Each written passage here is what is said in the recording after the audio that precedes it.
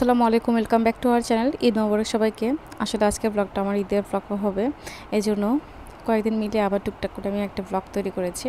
তো এই দিন আমরা যাচ্ছিলাম গোপীনাথপুরে। তো আমার না দুপচাচে যাচ্ছিলাম, ওইখান থেকে গোপীনাথপুর যাব। তো আমরা চলে আসছি। আমাকে আচ্ছা, আর আফরাজের পাপা বাসে তুলে দিয়েছিল। আমরা চলে আসছি দুপচাচিয়া। আর এখানে হচ্ছে এখন আমরা যাচ্ছি মুনতাসিরদের বাসা দেখতে। অনেক দিন পরে আসলাম, এই জন্য কতদূর কী কাজ হচ্ছে সেটা দেখতে যাচ্ছিলাম। আর দুইজন মানে সেই দৌড় দিয়েছে, খুবই খুশি আফরোজ তো, কারণ ওকে বলে রেখেছিলাম যে পরীক্ষা শেষ হলে তোমাকে খামির বাসায় নিয়ে যাবো, এই জন্য সে খুবই এক্সাইটেড, খুশিতে খুশিতে পরীক্ষা শেষ করেছে আর কি। আর মালিয়া ছিল না, ও প্রাইভেট পড়তে গিয়েছিল, এই জন্য। আর এই যে এটা হচ্ছে আমার মামার বাসা, আর এইটা হচ্ছে আমার আপুর বাসা। তো আপুর বাসার লোকটা এখন এরকম, কারণ বাড়ির কাজে এখন অনেক কিছু বাকি। তো এখানে এসে দেখে তালা। তো আপু আবার চাবি নিতে গেল, আর মুনতাসির ওখানে বলছে আফরাজকে যে ওখানে যাবো, চলো ওখানে আমি প্রতিদিন খেলি, ক্রিকেট খেলি, এই খেলি, সেই খেলি, ফুটবল খেলি। তো এখন ওকে নিয়ে ওইদিকে যাবে। তো এই তো এখানে আবার আমরা ওয়েট করছিলাম। তো অনেক দিন পরে আসলাম, মোটামুটি মনেই নেই আমি লাস্ট কবে আসছি। যাই হোক, মনে হয় ওই ঈদের পরে আসছি কিনা ভুলে গেছি। তো এখানে হচ্ছে এখন ওই পাশে যাব। আপু জানি না মিস্ত্রিরা ওই পাশে কাজ করছে, এ পাশে তারার জন্য আবার চলে গেছে। আর ওই পাশে যে দেখি মিস্ত্রিরা কাজ করছে, আর এই পাশে যে বাইরে থেকে প্লাস্টার করছিলাম। এই হচ্ছে বাইরের অবস্থা। আর এই যে এটা এরকম উঁচু করে করা হয়েছে, একতলাটায় 2 তলার মতো লাগে আপুর বাসায়। আর এখানে আমি মালিয়াকে একটা হেয়ার স্টাইল করে দিলাম, মালিয়া খুব খুশি। যাই হোক, এরপরে হচ্ছে গোপীনাথপুর চলে আসছিলাম আমরা। এটা হচ্ছে নেক্সট দিন ছিল। তো এত কোনো একটা সুখবরের জন্য এরকম আনন্দ করা হচ্ছে। যাই হোক, এরপরে হচ্ছে এটা হচ্ছে ও বাবা গীত গাচ্ছে আর ডান্স করছে। আর এই তো এখানে হচ্ছে আমরা বসে বসে গল্প করছিলাম সবাই। আর যেহেতু এক রাতে ছিলাম, বেশি দিন ছিলাম না, খুবই রাশের মধ্যে কেটেছে। আর ওরকম করে তাড়াহুড়া করে আবার মানে চলেও আসা হয়েছে, ভিডিও করা হয়নি সেরকম করে। আর এই যে আলিফকে আনিফ অনেক মোটা হয়ে গিয়েছে। লাস্ট আমার ব্লগে মনে হয় চিকন ছিল, এই যে এখন মোটা হয়ে গিয়েছে।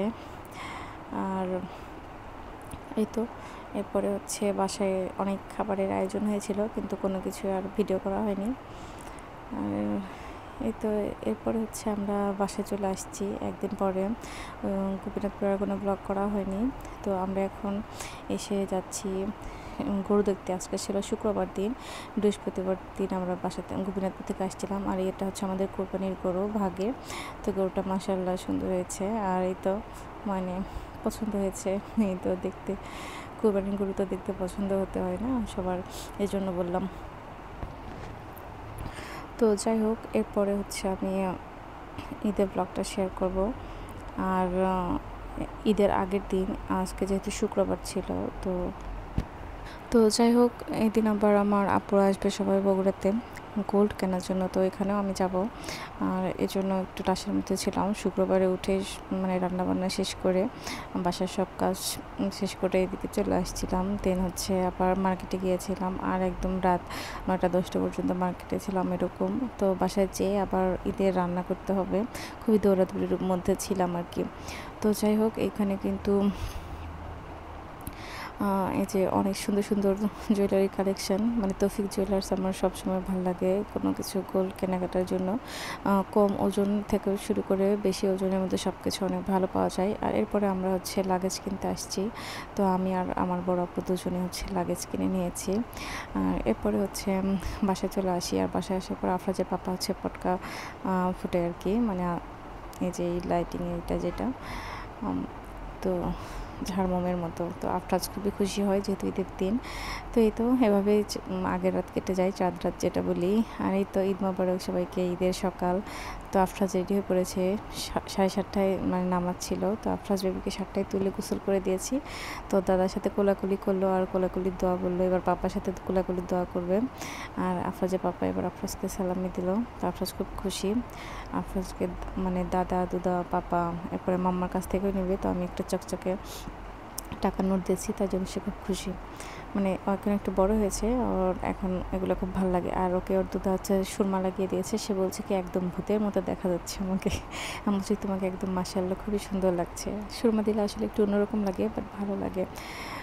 আর মানে ছেলে মানুষ বাচ্চারা একদমই তো চোখের মধ্যে পড়তে পারে না, নিচেতে দেয়, এই জন্য একটু অদ্ভুত লাগে। যাই হোক মাশাআল্লাহ অনেক সুন্দর লাগছে। আর দাদা যে এরকম ওর জায়নামাজ হাতে নিয়ে যায়, ও এরকম করে হাতে নিয়ে যাবে, এটার খুব পছন্দ।